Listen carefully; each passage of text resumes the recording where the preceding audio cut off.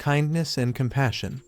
Not the top priorities. According to one noblewoman, discipline reigns supreme. And Alicia Williams, with her unwavering sense of order, would never tolerate any commoners who couldn't keep up. Alicia? Oh, she's the villainess in this girl's favorite autumn game, known for tormenting the heroine. But rather than despising her, our protagonist admired her sharp tongue and relentless attitude. The heroine? Too sugary for her taste, what with her angelic smile and knack for manipulating the prince's feelings. While her friends dreamed of becoming the adored heroine, she knew that if given the chance, she'd much rather be the villainess. And then, it hit her, she is the villainess. Reincarnated as the 7-year-old Alicia, daughter of the prestigious Williams family, she was no longer the meek child she once was. Instead, she saw this as her opportunity to be the most legendary villainess in history. Alicia darted down the hallway past her bewildered mother and maid. Gone was the lazy girl of yesterday. She had big plans, starting with sword training from her brothers.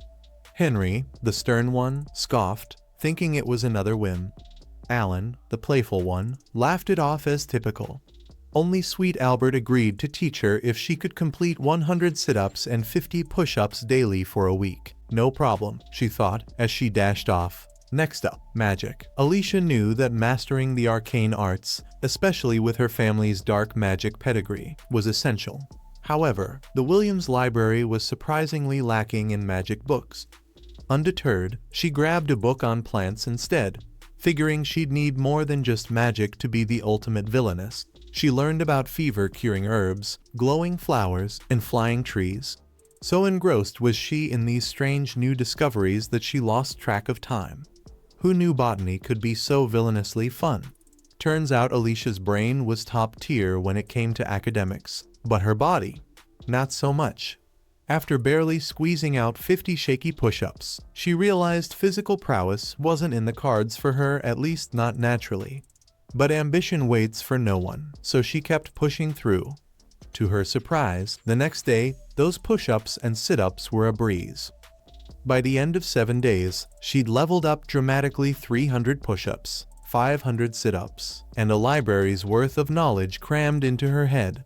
She was a training machine, and her progress had the whole family on edge. Her father, Arnold, couldn't help but ask what had possessed her, especially with the whole waking up early thing.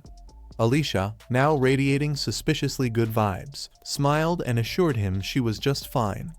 She knew she was giving off major, plotting something evil energy, which only made her giddier.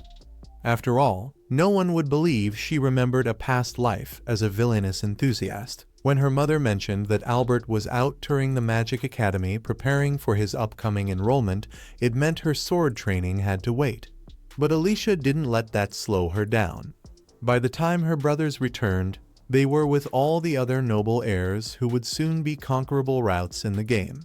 There was Eric of the Hudson family with fiery red hair and, of course, fire magic. Finn from the Smith family, a light magic prodigy. Gale of the wind-wielding Evans family, and Curtis from the Kenwood family with green magic, an outlier not from the 5 great noble families. And then there was Prince Duke Seeker, heir to the throne, water magic user, and the guy destined to end up with the game's heroine in the good ending. Alicia. She was totally into him in her past life, but romance was for the heroine. She had bigger plans, like making her mark as the world's greatest villainess. When Alicia ran up to greet them, her brothers introduced her to the group, who all found her adorable. Internally, she was melting at their good looks, but externally, this was her moment. She couldn't let the world's future villainess be seen as some bumbling child. With perfect grace, she curtsied, and the boys were genuinely impressed, especially since her brothers had painted her as a bit of a wild child. Duke, however, was less captivated, more focused on the boys showing off their sword skills.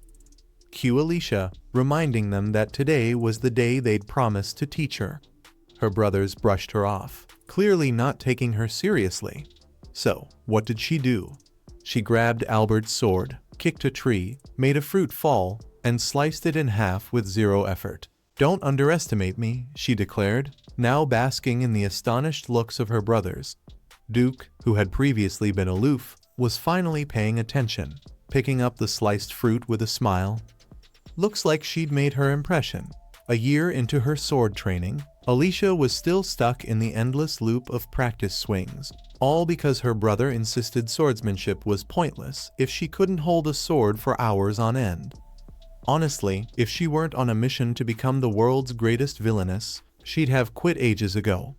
The only silver lining: Prince Duke had been making regular visits to their house, and let's just say, she didn't mind the royal eye candy. One day, mid-break, Duke approached and casually asked if she was done for the day. It was the first time he'd spoken to her directly, which was a moment. She replied she was just resting, and he asked why she worked so hard at swordsmanship. She almost blurted out her grand plan to become a villainess, but caught herself, instead saying, "I'm aiming for a villainously strong grip." He chuckled nervously, clearly not prepared for that, then patted her on the head, which instantly turned her into a flustered mess. Enter Albert, and Duke quickly stepped back, apologizing for interrupting her training. Albert wasn't buying it. Afterward, he grilled Duke on why he'd been hanging around so much lately. At first, he thought it was for the books, but now he was starting to suspect the prince had a thing for his little sister, who, of course, was already swooning. Meanwhile, King Luke was busy with the kingdom's VIPs, discussing the crumbling state of Lona Village. Apparently, living conditions there had been spiraling, but rushing in aid wasn't the best move politically. Instead, they shifted focus to finding the legendary Golden Rose, hoping it could bring a much-needed dose of optimism to the kingdom.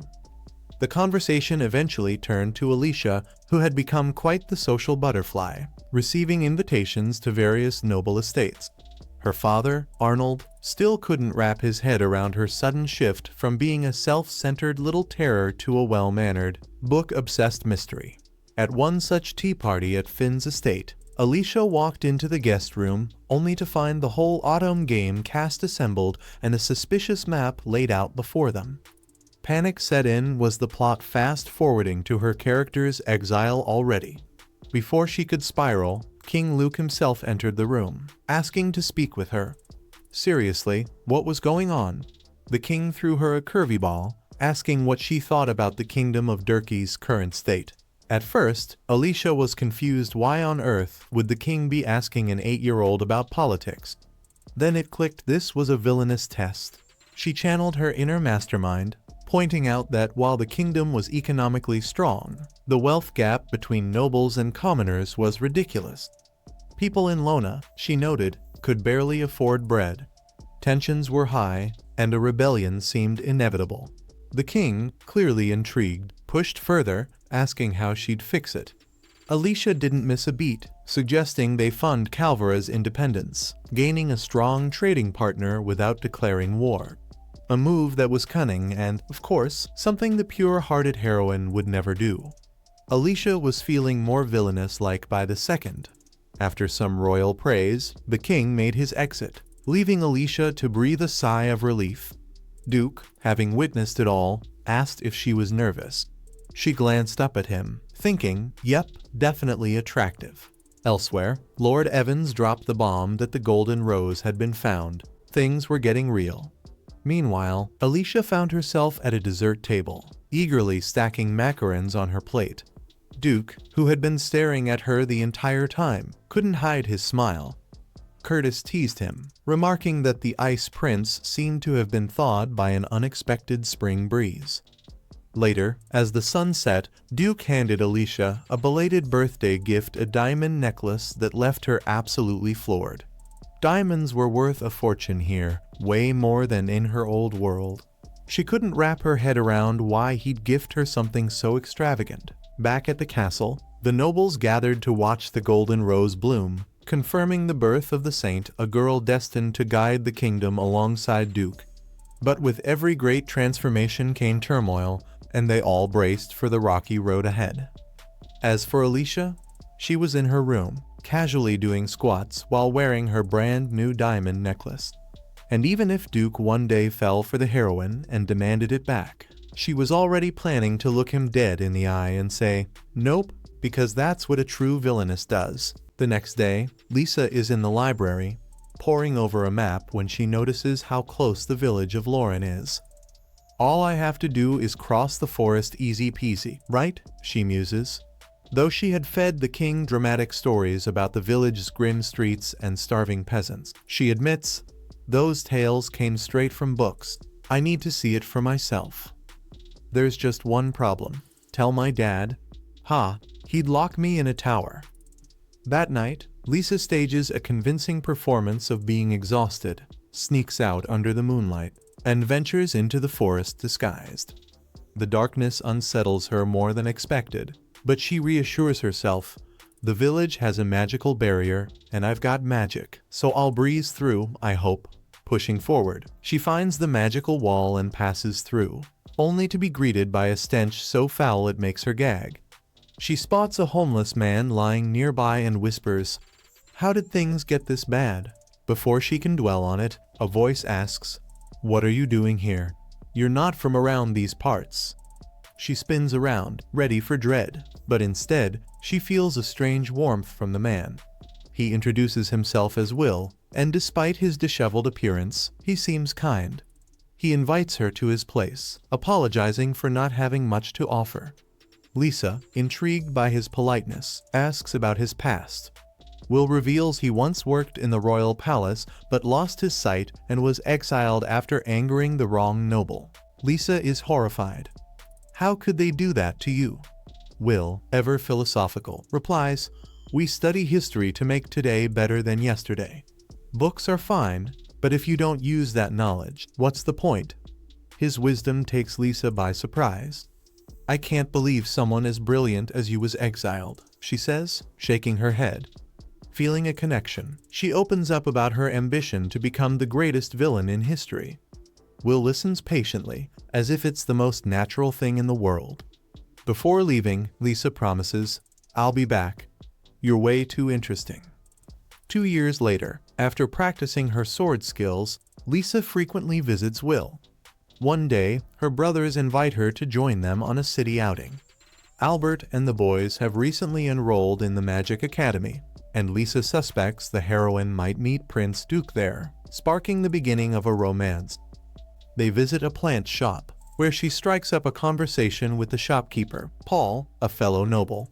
He proudly explains the healing properties of plants, to which Lisa responds by rattling off facts about a rare herb called Joja, impressing Paul with her knowledge.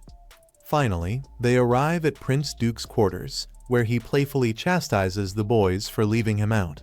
When Curtis asks Lisa if there's anything she desires, she doesn't hesitate. She wants to test her sword skills. But her overprotective father and brothers have slammed the door on that dream. Big Bro is having none of it. She's 10, and hello a girl. Lisa isn't buying it. "There's nothing in the rules about gender," she retorts. "If that's your decision, I want to hear the logical reason." But her brother shuts it down like an email on a Friday night. "Don't bother, I've already decided." Furious, Lisa declares, "I'm not coming back until you give me a real reason," and storms out, channeling her inner villainess. While taking a dramatic palace stroll, Lisa overhears her brother saying, "She's stubborn, but if we keep saying no, one day she'll just do it herself." Their father responds cryptically, "We can't tell her the real reason." Cue Lisa bursting into the room like, "Were you guys talking about me? Spill the tea." Her father gives her the soft parent look and says, "You're still young, my wonderful daughter. You'll find out at 15 when you enter the academy." Lisa reluctantly agrees, but her father whispers to her brother, "Her sword skills are no joke. If she takes the test, things could get complicated. We've got to protect her childhood, for now." Later, Lisa's lying in bed, plotting her villain arc. "I want to be the greatest villain, but I'm only 10. Moping around won't help." She decides to visit old man Will and spill all her secrets. Maybe he can help her level up. Cut to Lisa heading into the dark forest, wondering if Will's home. It's her first time in the village during the day, and she quickly sees why it's not on anyone's travel list. Poverty everywhere. She's horrified by the scene, especially when a man kicks a child hard enough to send him to the Heir if they had one. Lisa's about to jump in when Will yanks her back, like, "I told you not to come here during the day." She protests, but Will shuts it down. "Worry about yourself first. Never come here during daylight." The next morning, Lisa heads to Paul, the local herbalist, asking for Joja plants to heal that injured kid. Paul's curious but doesn't pry and hands over the plants as a gift. He's trying to keep her coming back to the shop. That night, Lisa sneaks back to the village.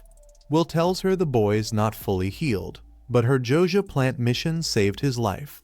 Lisa, feeling powerless, mutters, "What's the point of becoming the greatest villain if I can't act when it matters?" Determined, she vows to go all in on her studies to become history's most legendary villain. The next day, Lisa decides that magic is her ticket to power. While she's at the library talking about her ambitions, a magical aura surrounds her, and surprise, a hidden section of the library reveals itself, packed with ancient spell books. Lisa's mind is blown. This is it, the key to my villainous rise. She learns that reaching level 50 magic is no small feat. Only the 5 great magical families can usually do it, and the highest recorded level is 100. But if the heroine and Duke could beat that, why not me? Lisa places a book on the floor and tries to levitate it. It floats victory, but crashes down seconds later. Frustrated but motivated, she trains like a magic-obsessed Rocky. Days later, Lisa has mastered object manipulation, a level 5 magic skill. She's proud but totally wiped out. Her body's heavy, and a headache starts pounding. Classic magical burnout. Just then, her dad drops in with some royal news. "The king's here to see you." Lisa meets the king, who compliments her, while she wonders why all the important people are suddenly in one room. The king asks, "Do you love this kingdom?" Lisa, caught off guard, gives her honest opinion, criticizing how the nobility works. Magical power and political authority shouldn't go hand in hand. The current system? Total waste of talent. Her bluntness shocks the nobles, and they tell her to watch her tone. The duke's surprised by her audacity, but the king, clearly intrigued, presses further. "What you said applies to you too. Would you give up your noble status?" Lisa, totally unfazed, says, "Sure, I'm cool with that. Being born into a noble family was just luck. No need to cling to it." The king is impressed. "You're one of a kind," he says. As Lisa leaves, she reflects on the day's events. Exhausted, she plans to rest but promptly collapses with a fever. Duke rushes to her rescue, carrying her to her room and making sure she's taken care of. After some time, Alicia found herself back to full health, credits God, and a little medicine for her recovery. As she wakes up, she can't help but wonder, what's Prince Duke's deal? Does he see me as a sister, or is he just a charming rogue? Determined to lean into her new villain arc, Alicia steps outside with a mission: sneak into the Magic Academy. That big building? Yeah, that's gotta be the one. I know it's early to meet the heroine. Of course, there's a slight hitch. I don't even know what the heroine looks like. After wandering through what feels like a maze of a garden, she thinks, "This place is enormous. I'm not even at the school yet." Sneaking around, she spots some workers but quickly nixes the idea of asking for help. If they realize I'm a kid and a trespasser, I'm toast. Just then, a girl sneaks up behind her and asks, "Lost, little one?" Enter Blee Cather, a student. Alicia, confused by the name, thinks, "Cather? Never heard of that family." Blee reveals she's from a humble bakery-owning family, leaving Alicia bewildered. Wait, isn't she the heroine? How can she be a commoner? Blee, equally intrigued by Alicia's looks, introduces herself, and the two share a laugh. Blee smiles, saying she hopes they'll be friends. Alicia, floored by her angelic grin, mentally notes, everyone's bound to love her. The duo makes it to the school, where some girls approach Blee. Before Blee can explain her lost child discovery, Alicia vanishes, spying on them from a distance. Just then, Prince Duke arrives, and Blee fills him in about the mystery girl. Alicia watches, noting their closeness. They seem tight. Noted. She sneaks into the academy, now confident no one will notice.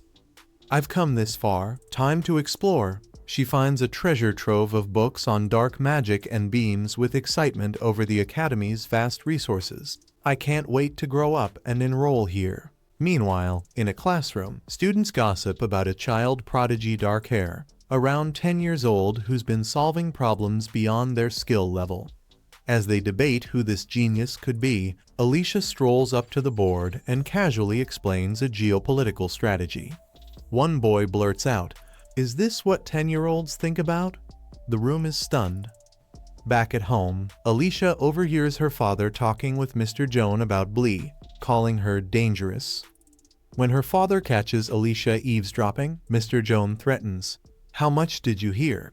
Should I just erase your memory?"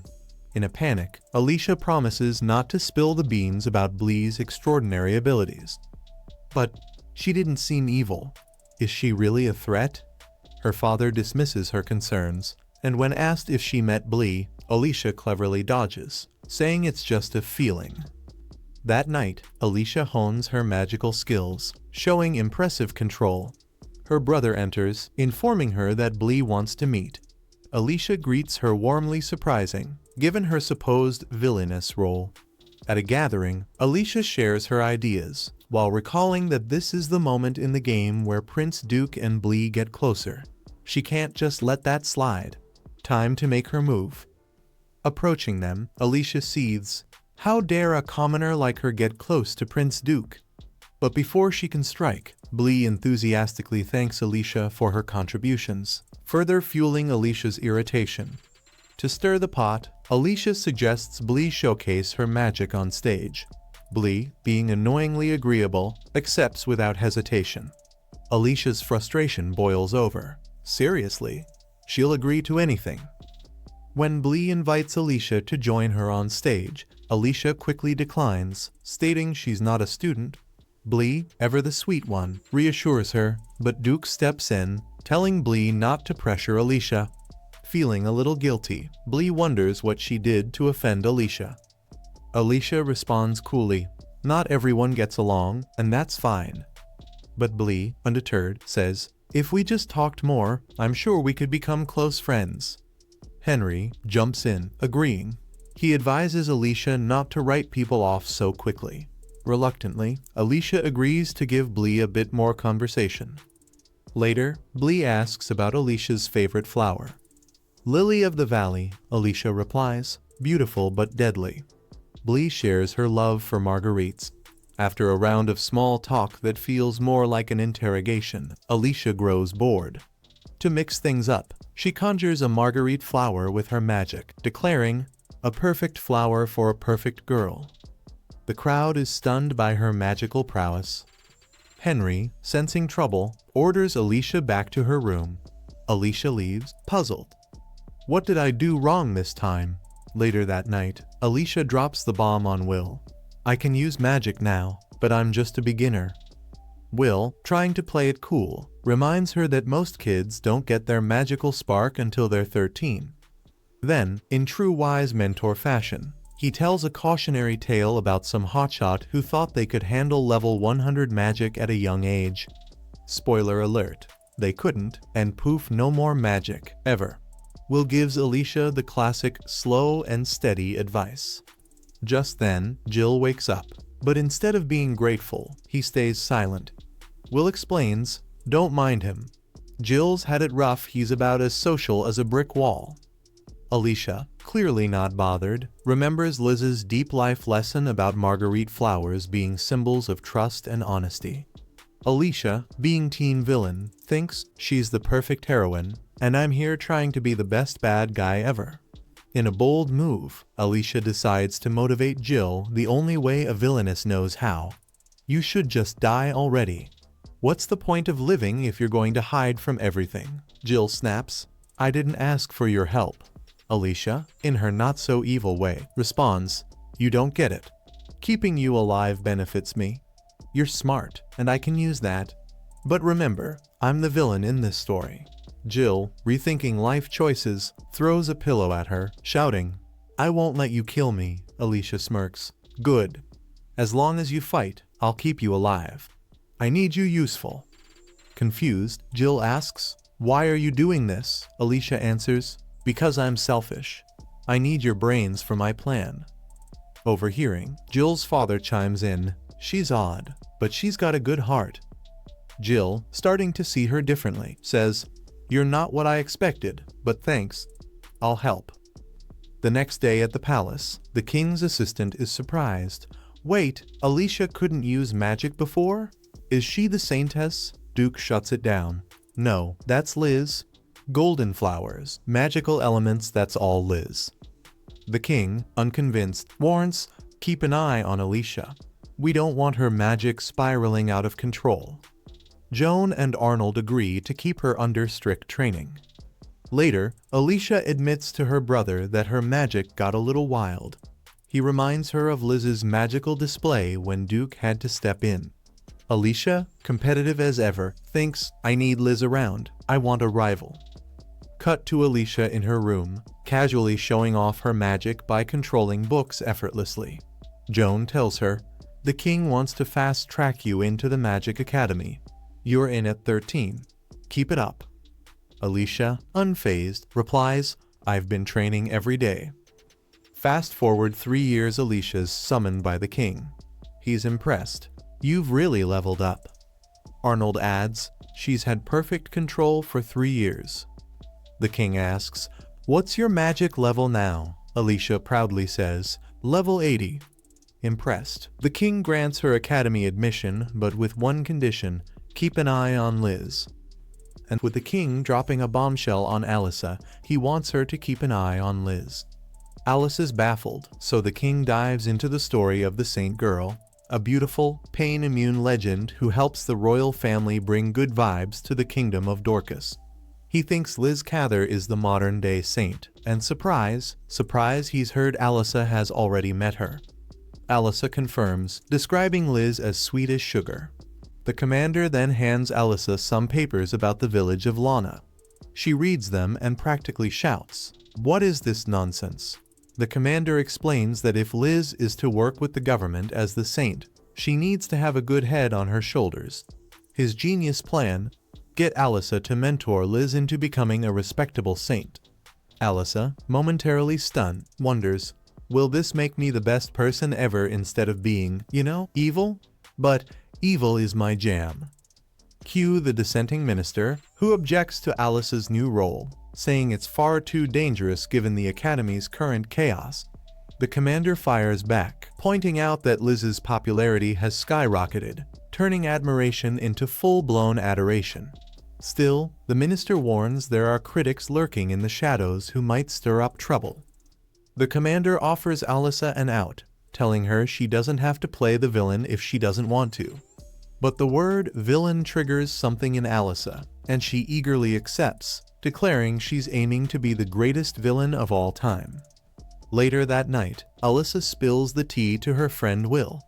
When he asks what's in it for her, she casually says, "Oh, nothing, really. I just made the king agree to my terms totally for free. And oh yeah, Gil is coming with me." The scene shifts to the commander, who is debriefing ministers on Alyce's demands, including her insistence on bringing Gil from the village to the academy. Everyone's shocked to hear Alyssa has been secretly visiting Lana for years and is tight with Gil, whose father was killed and who narrowly escaped a similar fate. Alyssa vouches for him, calling him a diamond in the rough who just needs a shot at a proper education. Cut to Alyssa telling Gil that he'll be joining her at the royal palace as her servant. Gil, understandably floored, reminds her that only nobility can serve the crown. Alyssa, ever the smooth talker, tells him not to sweat the details, he's coming with her. Will chimes in, pointing out no one's ever left the village before, to which Alyssa smugly replies, "This is just the beginning. Soon, the whole village will be the talk of the town." She then asks Grandpa Will if he wants to tag along, but he refuses, calling himself a washed-up criminal whose fate was sealed when he landed in the village. As Alyssa's about to leave, a wounded girl grabs her, pleading for help. Without skipping a beat, Alyssa scoops her up and rushes to a safe spot, but not before catching the eyes of a crowd. Alyssa purifies some water, because of course she can, and gets to work healing the girl's brutal burns. Gil and Grandpa will arrive, and Alyssa, being extra as always, throws up a barrier to block prying eyes.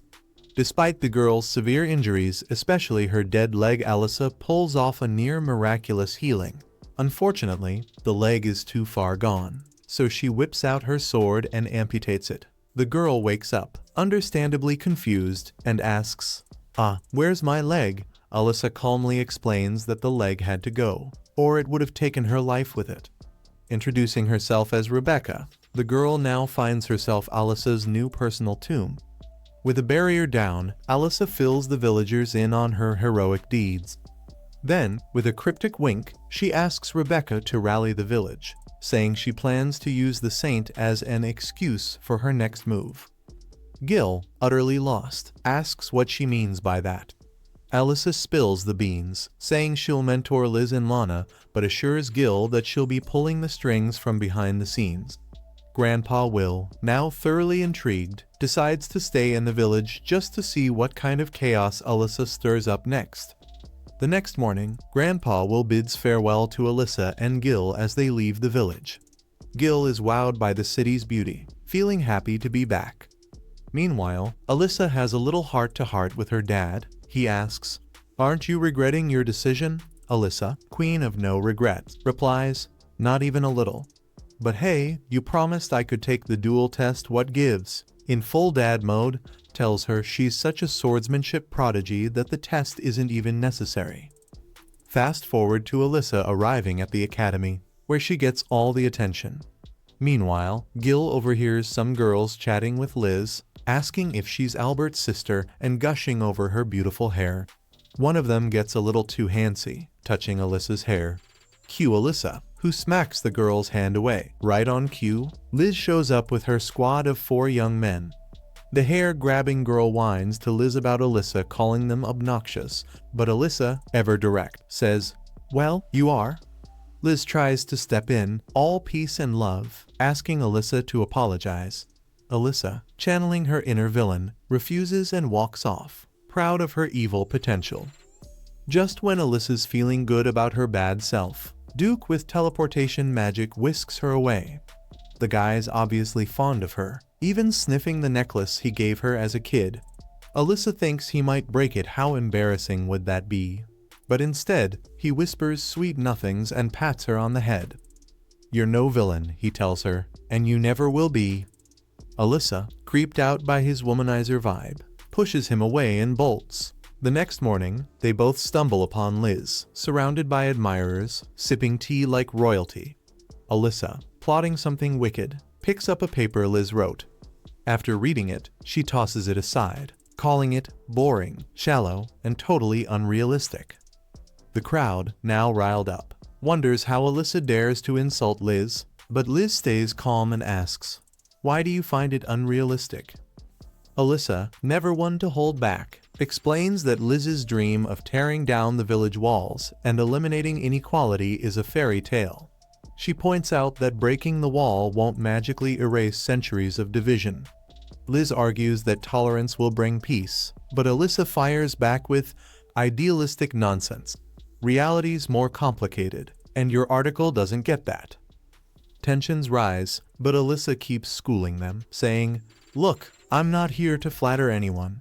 It's just surprising no one's pointed out these flaws before."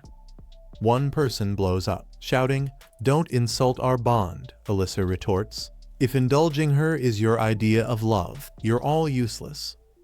Liz finally steps in, defending her friends and saying, "You can reject my ideas, but don't insult them."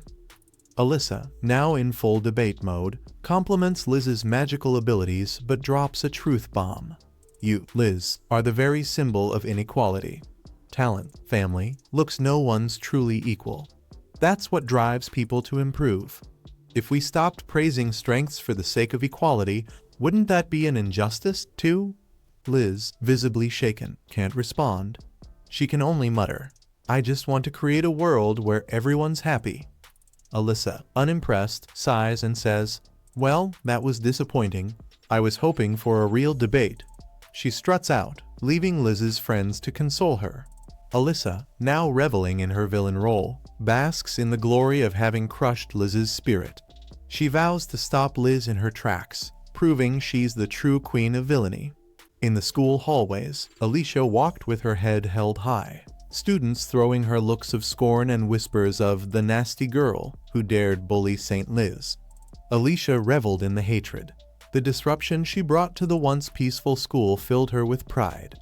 Jill, her friend, couldn't understand why everyone took Liz's side after all. Liz was always just preaching grand ideals while everyone else gossiped over tea. But Alicia was unbothered. To her, this was just a sign she needed to spread her bad reputation even further. Her goal was clear: she would become the greatest villainess ever. That evening, after checking off homework, Alicia and Rebecca went to Will's house, where Rebecca, who'd been gathering intel from the village, shared the latest. Tensions were high among the villagers, and some even hinted at plundering everything if they ever managed to escape. Alicia expressed concern for Rebecca's safety, especially with her missing leg. But Rebecca, unfazed, reassured her. Alicia's backing was all the protection she needed. A sentiment that delighted Alicia to no end. She was starting to sound like a real villainess. Rebecca went on to explain that, though the villagers had long ago lost hope of change, her resilience was inspiring them. They didn't see her as a savior, though, so she suggested Alicia bring crops from the outside that the villagers could cultivate.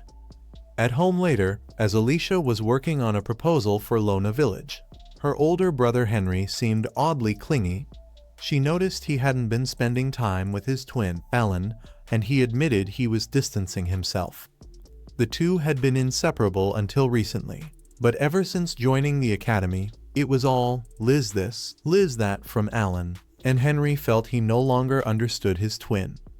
Liz had tried to comfort Henry, but he wasn't falling for her charm.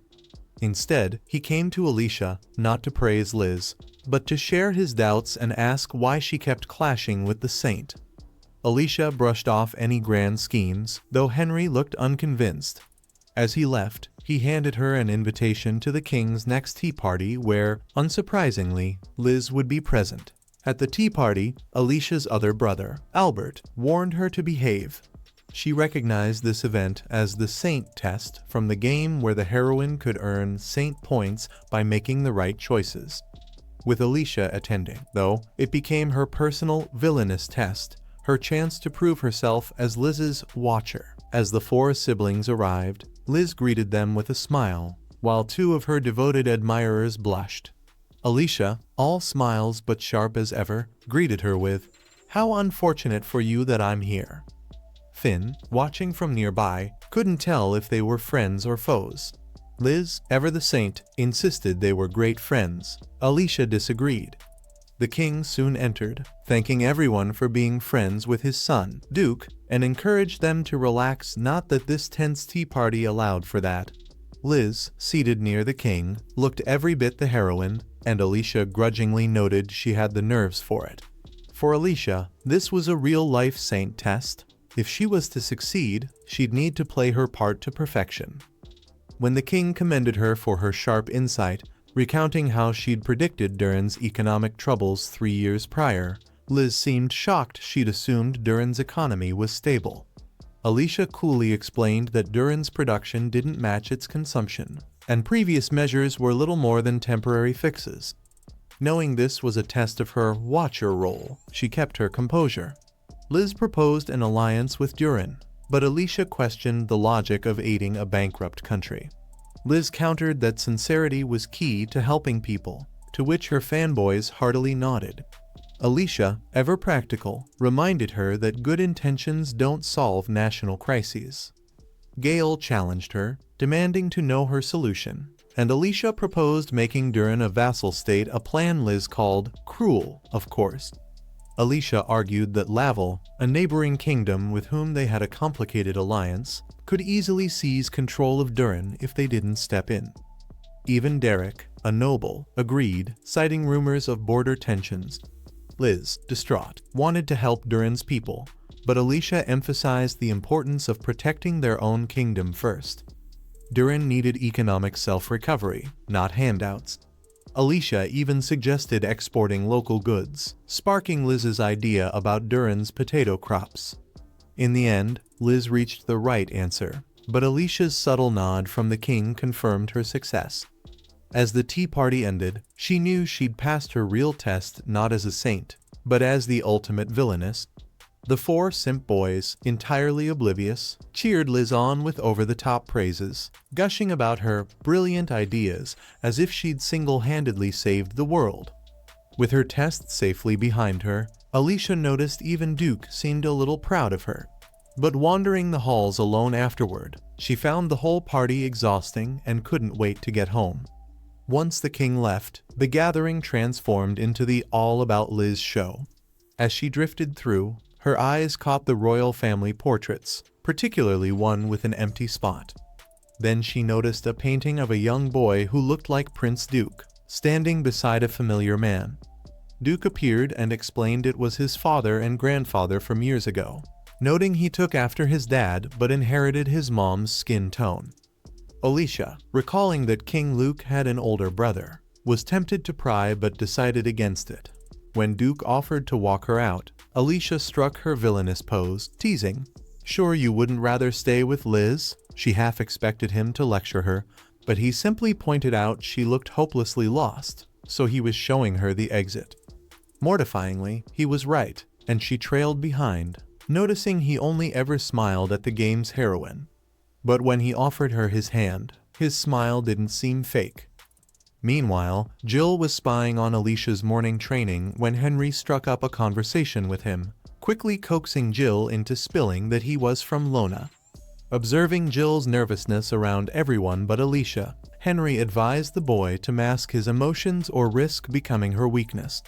Alicia arrived, quashing any rumors of her hatred for Liz with a smirk, claiming her true dream was to be a villainess and that opposing someone as perfect and adored as Liz was just exhilarating. Henry burst out laughing at the absurdity but accepted it. On their carriage ride, Henry still chuckled at the thought. He viewed Liz as a protagonist in some grand tale, her every word ringing with unearned depth, even the most obvious of statements. Nice girls weren't usually his type, yet he was clearly smitten. Jill, feeling something was off, asked if there was a spell at work. Alicia mulled it over, feeling Liz's unnatural sway on people was eerie. Though Henry ruled out mental manipulation magic, noting it only worked short-term, Alicia wondered if some ancient grimoire might hold the answer. She refused to believe Liz was so insidious as to manipulate people, yet her fairy tale innocence was straight out of the game. Ironically, Alicia was now worlds away from her own character's version back then, talentless and eventually exiled. Determined to change that fate, she'd worked hard to become stronger. As they pondered, they were ambushed, Jill caught in the grip of strangers who yelled at Alicia to run. Before she could react, a blow to the head knocked her out, and she woke up bound in a storage shed. The kidnappers dragged a battered Jill in, and that's when Alicia's patience snapped. She tries to use her magic to escape, but it's blocked by a collar. Turns out, they came prepared. Jill, still crumpled on the floor, urges her to bail through the northern exit, but another kidnapper steps on him like a rug. The guy casually wonders if they should just off Jill since he won't fetch any ransom. Alyssa, not having any of it, kicks the guy in the face. Jill, ever the optimist, insists she should run. The kidnappers swarm, but Alyssa is quick on her feet, knocking one down and freeing her hands. She grabs her weapon and instead of slicing throats, she taps the guy with the back of it. She's got principles, after all. Jill can't help but admire her calm demeanor in the chaos. Another thug pulls out a sword, but Alyssa, ever resourceful, snaps it in half.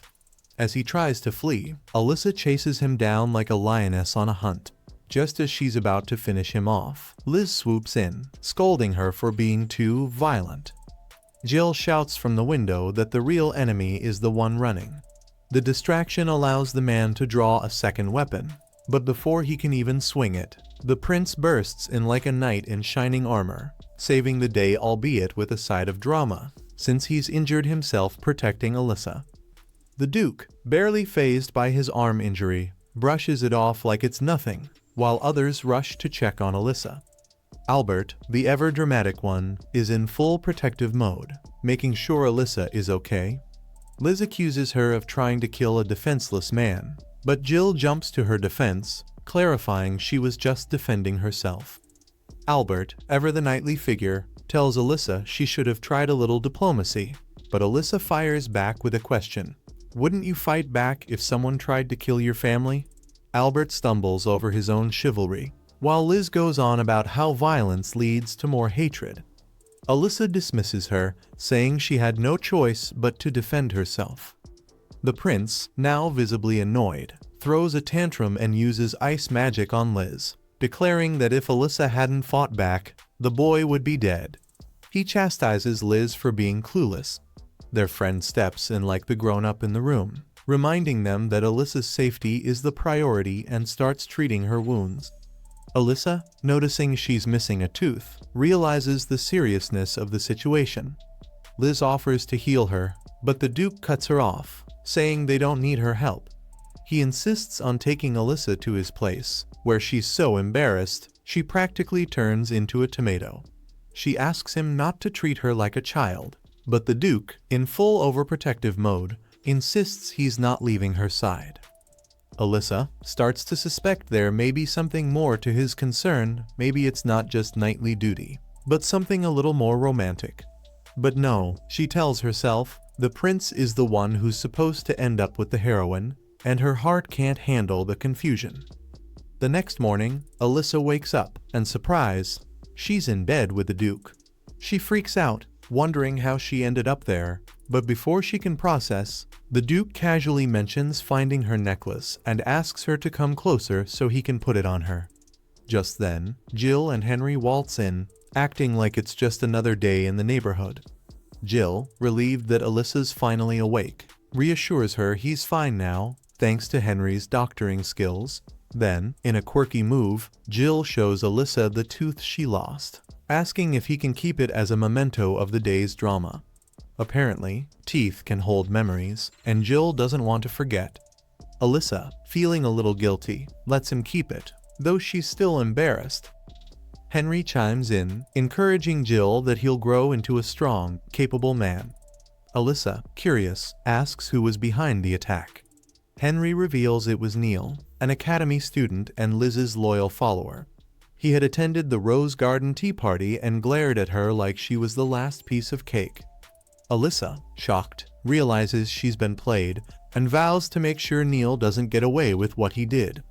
Alyssa said firmly, and Henry, ever the realist, replied, "Last time I saw you, you were pretty much on death's door in the Duke's arms." So, the royal family already gave the Johnsons a slap on the wrist. They even banned taking the magic collar out of storage. But hey, they still managed to bring in outsiders and nearly get a student killed. Alyssa, meanwhile, was thinking, I'm out of moves here. Then the Duke dropped the bomb. I suspect my father's behind this. Jill asked, Wait, are you saying the king ordered this? Alyssa shook her head. Not exactly. I think he saw it as an opportunity to train the saint. The Duke nodded sagely.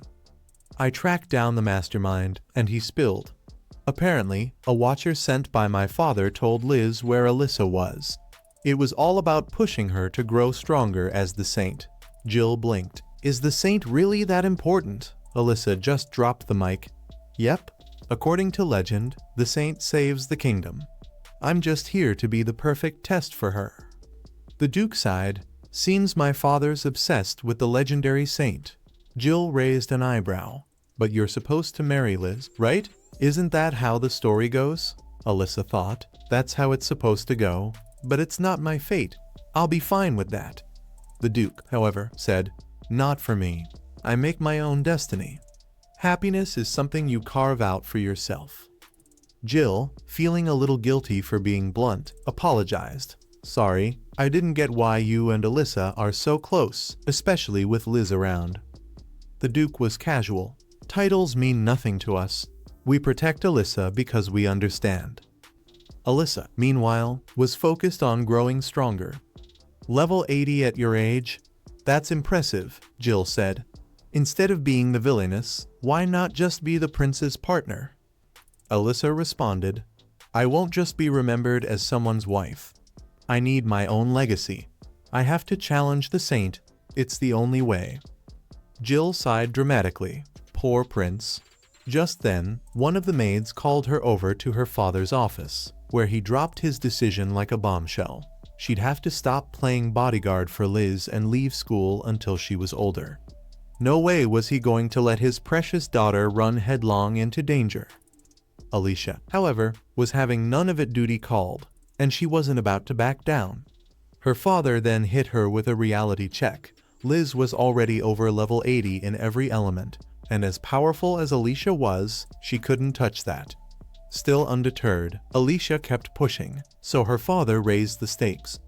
If she wanted to keep protecting Liz, she'd have to hit level 90. Alicia gulped, realizing she'd dug herself into a bit of a hole, but she accepted the challenge. Determined to rise to the occasion, she locked herself away in an annex, ready to train like a woman on a mission because now, it wasn't just about protecting Liz, it was personal. We see Gil hanging around outside Alicia's cottage, where she's been buried in her studies. A maid shows up, bearing food for Alicia, but she's forced to leave it outside thanks to Alicia's magical, no-entry barrier. With no further business at the cottage door, Gil wanders back to join the maids, commenting on how fortunate they are to have such tasty food and cozy quarters. The maids, baffled by his enthusiasm for their humble potato fare, listen as he reveals his rough upbringing. Feeling a mix of pity and camaraderie, they pile his plate high with whatever meat, apples, and extra potatoes they can spare. As Gil digs into his meal, he's soon seen alone in the library. No one's going to tell me I'm not capable just because I'm a commoner. Right on cue, Alicia's father strides in, handing him a potion to help him slip through the barrier and get back to his village. When Gil cautiously asks why the old man didn't just kick him out, Alicia's father explains that he's grateful for Gil's friendship with Alicia, as he realizes he can't always understand her. While other girls were playing, Alicia was studying as if her life depended on it, and Gil is the one friend she's chosen of her own accord. The father only hopes Gil sticks around and that their friendship lasts. Gil, caught off guard by Alicia's father's openness, admits he once thought him strict for isolating Alicia in that cottage. Her father laughs, clarifying that it was Alicia's own choice to train there with the goal of reaching level 90. He had only intended to keep her from an observer role if she fell short, planning to return her to the academy when the time was right.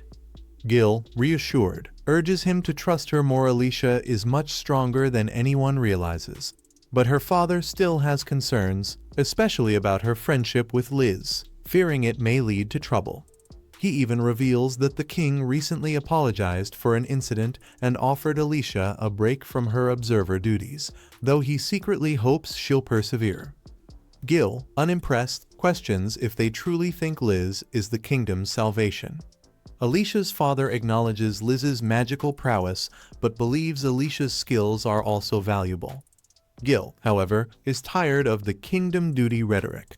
He bluntly points out that Alicia is a child being exploited, sharing how she's confided in him about the kingdom's fixation on magic, which leaves non-magical individuals overlooked. He explains that Alicia wants to train him to be someone of worth, and he's committed to standing by her. The scene shifts to the village, where the elderly Will admires a plentiful potato harvest, surrounded by cheering children. Reflecting on how much they've achieved thanks to Alicia, he remarks, "Who'd have thought we could grow our own food? The town will thrive now." Just then, a young thief tries to steal a sack of potatoes but is stopped by Nate, who firmly says, "If you plant this much food out in the open, expect visitors." The villagers explain they're training family to guard the fields and invite Nate to stay. Skeptical, Nate questions if Alicia, a noble, really intends to free their village. To him, it seems like charity work. But a villager stands up for her, explaining that if she only wanted to feel virtuous, she could have handed them food and left. Instead, she taught them how to farm in their climate, giving them the tools to become self-sufficient. Whether they sustain it or not, she's sparked a change they're determined to keep alive. Finally, we cut to the Duke in conversation with the king. The king, surprisingly nonchalant, acknowledges the Duke's recent involvement in Luana's troubles and hands him a book, Alicia's Proposal, which outlines a way to address the region's humanitarian crisis. Originally a prison for criminals subjected to large-scale magical punishments, Luana, as Alicia has pointed out, is an enormous waste of land and magic. The king, admitting past kings have always postponed dealing with Luana, tells the Duke he is the best person to finally take charge of it. The Duke, not missing a beat, mentions that the king's overwhelming list of priorities may actually be holding the kingdom back. He suggests it might be time to place more faith in local governance, clearing the way for quicker, less bogged-down decision-making. The king considers this, realizing that maybe it's time for the kingdom to take a page out of the "let's trust the people" playbook. Sensing an opening, the Duke offers to take on the headache of reforming Luana if Luke's game. Luke consents, impressed by Alicia's flair for political reform at such a young age. He can't help but think it'd be a waste for her to stay on the sidelines. 6 months later, Gil and Henry catch up, and Henry wonders how intense Alicia's training is, as she's still the most talented. Gil recalled watching Alicia train, remembering how she once said she would never catch up to Liz Cather. Despite that, Alicia was determined to get as close as possible to Liz's level of power, even if hard work never seemed to truly pay off. Henry was taken aback by how far his little sister was willing to go to compete with Liz, especially since Liz was a true prodigy, able to cast multiple complex spells at once. Still, Henry believed Alicia could eventually rise to Liz's challenge. One day, Duke became downcast, hearing that Alicia still hadn't returned. Students began whispering, claiming that Duke must be miserable because he hated Alicia so much, worried she might come back to the academy. Hearing this, Henry glared at them. He hated how the students misunderstood Alicia, spreading rumors instead of supporting her. If they didn't stop, he'd personally see to their expulsion. Curtis arrived, teasing Duke not to be so intimidating, as school life should be healthy and cheerful. Henry commented that no matter how hard he tried to clear up the bad rumors about his sister, no one believed him, they just thought he was being a good brother. Curtis brought up the rumors about Alicia visiting Duke at night, and Duke sighed. Had he known the kind of gossip that would follow, he would have avoided it altogether. Liz appeared, noticing Duke's gloomy expression. She suggested some tea and pastries to cheer him up, but Duke was annoyed hearing the boys behind her praising her treats. The girls behind them went on about how great Duke and Liz looked together, implying that with Liz around, Duke could forget how troublesome Alicia was. This only made him more frustrated. Liz tried offering him a cake she'd put her heart into making, but Duke turned her down, saying he wasn't in the mood before walking away. Eric reassured Liz, and Albert joked that Duke might be upset because of his stupid sister. Liz, however, was confident she could bring back Duke's smile, much to the delight of the boys. As more girls gossiped about Alicia, Duke glared at them, but Finn casually guided the prince away, commenting on how interesting things had become. Finn noticed how the girls, who had once hated Liz, were now all about her, even though they used to bully her. Duke didn't comment, continuing to leave the scene. Curtis thanked Finn for helping de-escalate things. He was struggling to keep the student council together, while Finn seemed to enjoy watching everything unfold. By the water fountain, Duke instructed a mysterious pink-haired girl named Mel to investigate Liz, suspecting there was something behind her ability to make everyone adore her. He also wanted her to look into Lona. 2 years later, Henry gave Gil some sweets to help her focus. With less than a year until Liz Cather graduated, Henry assumed Alicia would have met her father's conditions by now. On Alicia's 15th birthday, her father tried to talk to her about returning to the academy, but she turned him down, saying she was just getting to the good part. Then, a maid announced Alicia had completed her training. Gil rushed to the annex, finding the barrier gone, and inside, he saw Alicia, who marveled at how much he'd grown. Alicia sitting at home when Jill enters the room. Alicia immediately remarks on how much he has grown and matured, confessing that she barely recognized him.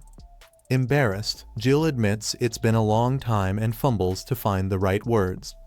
With a reassuring smile, Alicia gently places a hand on his shoulder and suggests they head to Luana village together. He agrees, and they set off. As they walk through the forest, Jill couldn't understand why Alicia was so determined to visit the village before even seeing her own family. Alicia shrugged it off, saying she'd learned everything she needed to during her 2 years away. When they arrived, Alicia was amazed to see how much the village had improved, with everyone working together. Nate, the village guard, approached to thank her, crediting her efforts for the village's prosperity and for sparing the children from starvation this year. Despite his gratitude, it was clear he didn't fully trust her. Alicia, ever composed, welcomed his wariness. Nate's demeanor shifted, accusing her of returning after 2 years to toy with Rebecca and the villagers for some noble's amusement. Jill tried to explain, but Alicia interrupted, challenging Nate to a duel to test their abilities. Nate hesitated, reluctant to fight someone who looked as delicate as Alicia, but her sharp taunts pushed him into action. A crowd gathered as the two clashed, and to everyone's astonishment, Alicia easily defeated Nate. While some villagers accused her of cheating, Nate silenced them, acknowledging her skills and confirming the duel had been fair. Alicia explained her victory with calm confidence. She had been raised as a noble, with endless time and resources to train, as well as skilled brothers to learn from. She pointed out that if Nate had enjoyed the same privileges, the match could have ended differently. Nate, still skeptical, questioned why she was telling him this. Alicia clarified that she wanted him to learn from her, especially since he clearly cared about protecting people, like Rebecca. Their exchange was interrupted by Will, who called Alicia as reckless as ever. She ran to embrace him, revealing she had mastered dark magic up to level 91. Before Will could object, she cast an ancient spell that transferred one of her eyes to him. Will was shocked and distraught, but Alicia remained firm she wanted him to see, knowing he'd never ask for such a sacrifice. For the first time, Will looked upon Jill and the villagers, marveling at their faces. When Alicia returned home, her father was horrified to see her missing eye, fearing she'd been injured during training. Upon learning she had given it away willingly, he was overcome with disbelief. Later, in his office, Alicia reassured him she wasn't the delicate, privileged girl he wanted her to be, but was determined to live her life her way. Though still worried, her father congratulated her for surpassing level 90 and granted her permission to continue her role as Liz Cather's watcher. Jill gave Alicia a beautifully crafted eye patch, which inspired her to create a striking outfit to match. When she returned to the academy after 2 years, she made a dramatic entrance dressed entirely in black, fully embracing the role of a villainess. Jane, one of Liz's devoted followers, wasted no time confronting her, mocking her bold attire and claiming Alicia could never compare to Liz. Alicia calmly agreed that inner qualities mattered most, but she called out Jane's hypocrisy. Jane had just criticized her appearance. When Jane retaliated, accusing Alicia of being filthy inside and out, Alicia delivered a ruthless critique of Jane's disheveled hair, crooked ribbon, and ill-fitted skirt, suggesting Jane's own inner self was on full display. Jane tried to excuse herself, saying Liz assured her she was perfect as she was. Alicia pressed further, questioning why Jane hid her eyes with her hair and why Liz had never complimented her freckles. Liz arrived and was surprised to see Alicia. Jane played the victim, accusing Alicia of insulting her, but Liz reassured Jane of her worth before turning to Alicia for her side. Alicia laughed, freely admitting her remarks were true and declaring herself a wicked woman. Liz brushed off Alicia's confession, wanting to reconnect. She admitted regretting an incident 2 years ago when she'd acted on assumptions and restrained Alicia. Liz thought Alicia had stopped coming to school because of that moment, but Alicia corrected her she wasn't the type to dwell on pity or sympathy. What truly surprised Alicia was Liz's admission of regret. Liz explained her belief in her duty to bring happiness to everyone, fueled by her unshakable optimism. While her words inspired the crowd, Jill privately dismissed them as naive. Alicia bluntly told Liz that her streak of good fortune wouldn't last forever. Then, leaning in, she whispered, "Tell me the truth, don't you hate me?" 2 years ago, Alicia had suspected the truth. Liz's decision to restrain only her during that critical moment spoke volumes. With her talents, Liz could have easily immobilized both Alicia and the assailant simultaneously. Now, as Alicia confronted her, Liz trembled, unable to deny the malice in her past actions. She tried to refute it, insisting that the saint could never harbor such feelings, but Alicia pointed out that Liz couldn't even recognize her own hatred. Alicia challenged Liz to take being good seriously if she truly wanted to embody the role. To her, Liz was all talk, delivering hollow promises without ever taking meaningful action, yet somehow always securing a happy ending in true opportunistic fashion. This had always irritated Alicia. How could Liz dream of saving everyone without a concrete plan? If Liz wanted to make a difference, Alicia demanded she stop hesitating and start following through.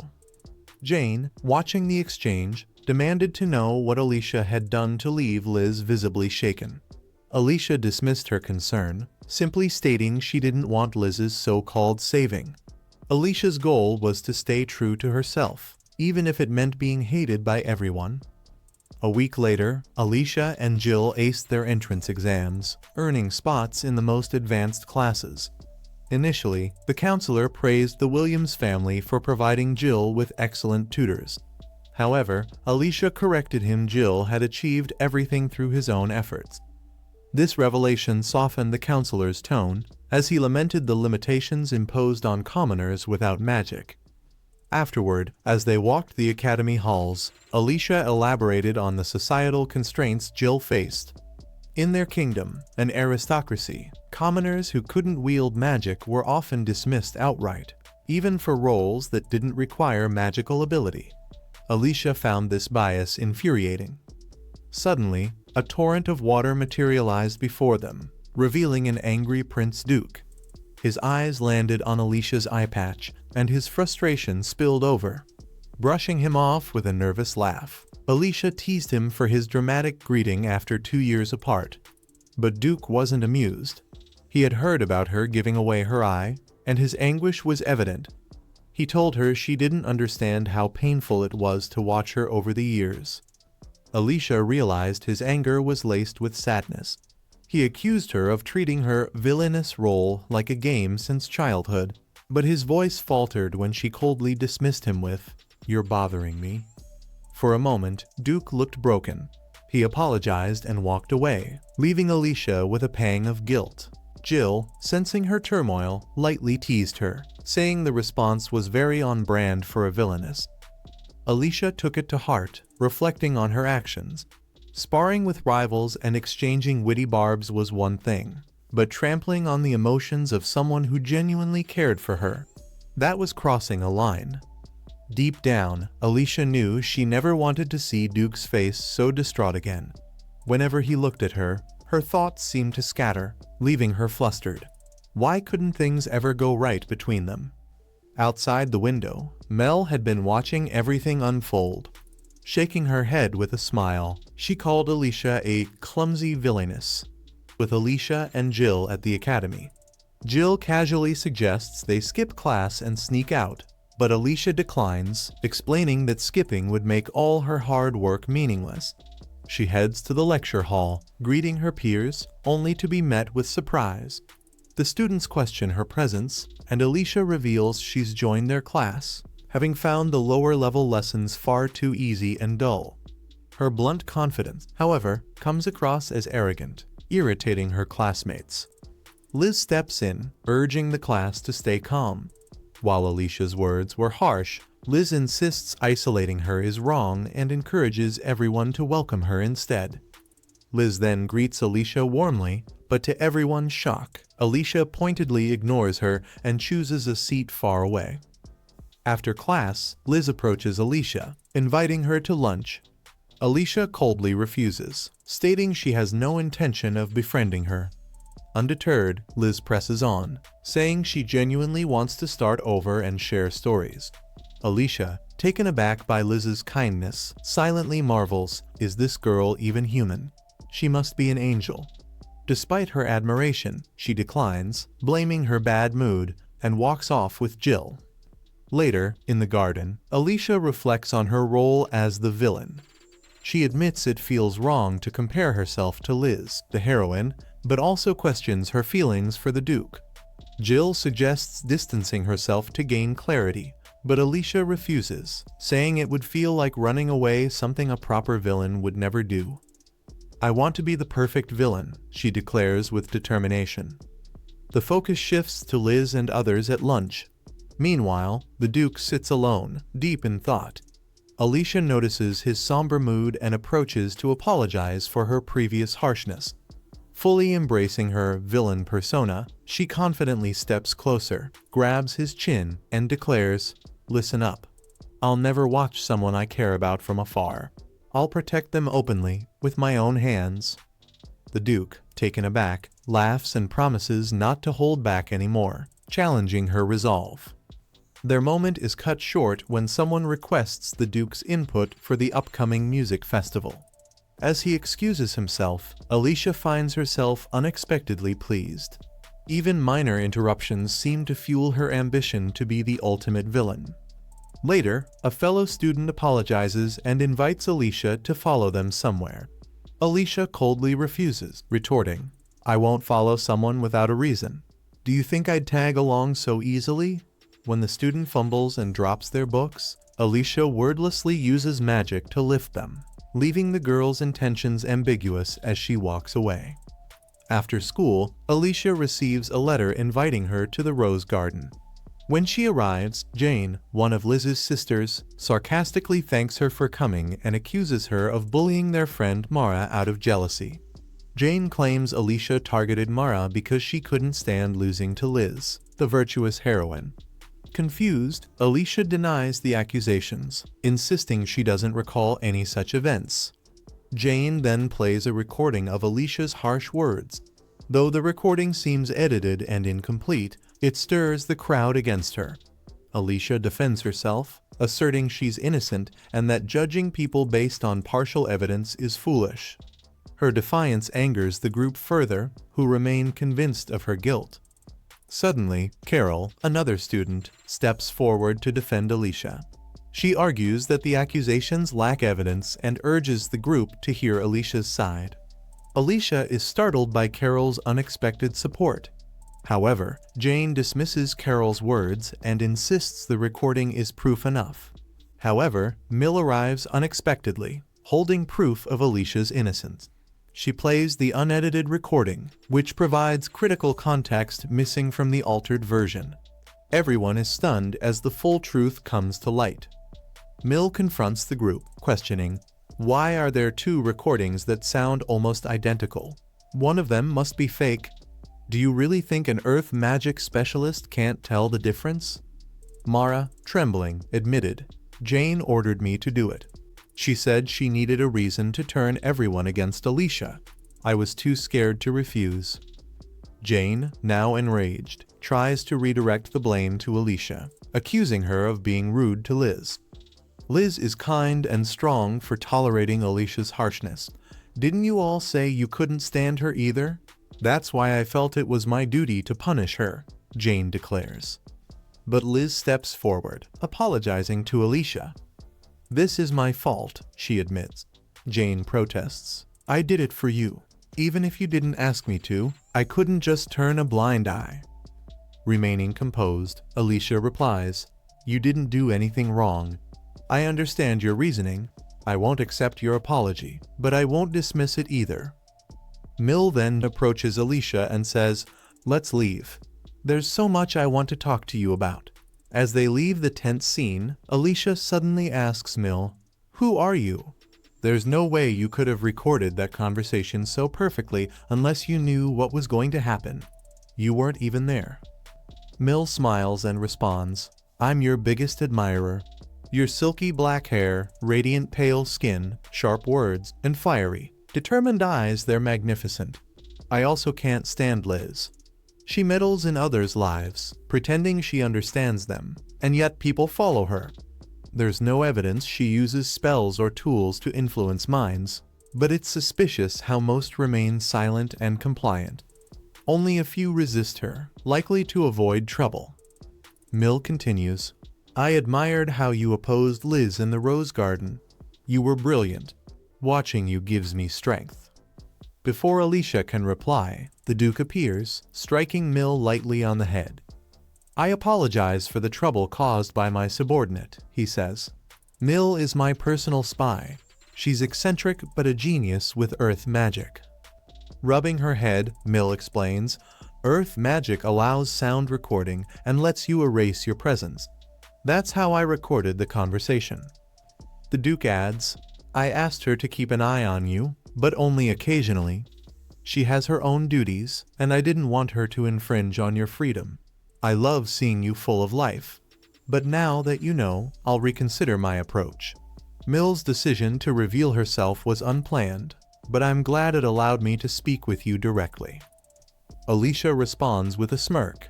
So you knew all along that I play the role of the villain.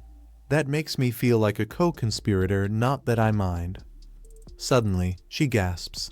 Oh no, I just remembered something important. She dashes off, with Jill following her. Alicia feels slightly disappointed in herself, wishing to be the kind of lady who could make even a princess's heart race. The two then head to Rowena Village, where Will has implemented some notable changes. He reveals a stunning truth. He is the older brother of the current king, and his full name is Y-Seeker. Reflecting on the portrait, she now recognized the man beside Duke as his older brother. Will, seated around the fire, Will began weaving the tale of his life, a story as grand as it was tragic. The firstborn son of the previous king, Will's life was marked by early loss. His mother died soon after his birth. Instead of seeking solace in family, he poured himself into magic, achieving level 80 by the age of 10. A prodigy by all accounts, he humbly believed rulers held a greater power than any mage. Yet brilliance comes with its risks. One reckless experiment led to a level 100 spell that obliterated a castle in a frozen tundra. Though his life was spared, his magic was not. From that moment, the kingdom's hope for an heir shifted to his younger brother Luke, born a year later under unusual circumstances. Will became Luke's steadfast supporter, crafting policies while his brother ruled. It worked smoothly until Will proposed sharing power among the 5 great noble families. Luke, swayed by their mother, rejected the idea outright, leading to a fierce argument. I don't need advice from someone who isn't even king, Luke had shouted. It was the last thing Will heard from his brother before being exiled on accusations of treason, a plot orchestrated by Luke's mother in the shadows. Dumped in the village of Lona, blind and broken, Will awoke to whispers of his supposed crimes. As he touched his gouged-out eyes, realization dawned in a scream. Accepting his exile as the price of his hubris, Will spent years reflecting on his mistakes. While the kingdom recorded him as missing, the truth of his banishment remained a secret known only to a select few. Alicia, ever perceptive, realized why Will was telling this story now. He was ready to confront Luke. With no legal record of a crime, Will could dispute the false charges and, more importantly, ask his brother to free the villagers of Lona. But first, he wanted to apologize to admit he had failed to respect Luke's pride as king. Grateful to Alicia for encouraging him, Will's words left her unexpectedly bashful. Later, as Alicia and Jill strolled across campus discussing Will's aspirations, 3 girls intercepted them, sneering about Liz. They called her a commoner who had schemed her way onto the student council. Alicia countered swiftly, praising Liz's abilities even while disagreeing with her views. Then, she casually pointed out Jill's intelligence as a commoner, which outshone all 3 of them, sending the girls into a huffy retreat. Alicia smirked, confident her villainous points had just risen, while Jill could only sigh. In class, Jane approached Liz with an apology for her recent schemes. Liz, however, turned the moment on its head, apologizing instead for creating the conditions that led to Jane's actions. She then urged the boys to stop excluding Jane, and they agreed, restoring their group's tea-time camaraderie. But Albert, passing by Jane, whispered coldly for her to avoid Liz altogether. Crushed, Jane lashed out at Carol, who had merely been watching from the sidelines.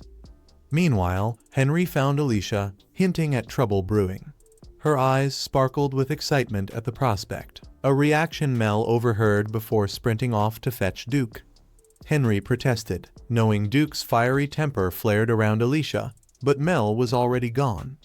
Spotting the group, Finn and Curtis decided to follow, sensing entertainment more compelling than their game of catch. With a dramatic flourish, Alicia made her entrance. Liz confronted her immediately, repeating the trio's claim that Alicia had been spreading malicious gossip. Calm and collected, Alicia dismissed the entire scene as ridiculous, her sharp wit cutting through the tension. If they were going to accuse her, Alicia wished they'd at least gotten creative, maybe used some earth magic to secretly record her. Simple lies, boring. Liz, ever the optimist, took Alicia's word for it. But when the three girls insisted Alicia had spewed the foulest insults imaginable, Finn jumped in, rolling his eyes. "Actually," he said, "you're the ones who said all that nonsense. I saw the whole thing." Caught red-handed, the trio faltered. Mel, watching from the sidelines, sighed in disappointment. Alicia, however, decided to live up to her villainous title and keep the theatrics alive. "Less than trash," she sneered, leveling an icy glare at the girls. Liz didn't approve. "Even if they're wrong, calling them trash is too much," she protested. Alicia smirked. "Oh, you sweet, naive little thing," she teased, her taunts making Liz tremble. That's when Eric decided to step in, puffing his chest in defense of Liz. He ranted about her bravery, recounting how she had once protected everyone from a wild wolf at the academy despite shaking with fear. Alicia, unimpressed, raised an eyebrow. "A wolf? At this academy? You mean the kind that doesn't even exist in this kingdom?" She yawned for dramatic effect. "Anyway, I'm bored now." With a wave of dismissal, she turned and left. Liz, now sulking, wondered if she and Alicia could ever be friends. Her brooding triggered a mysterious aura that made the trio of girls suddenly profess undying loyalty to her, leaving Curtis and Finn exchanging curious glances.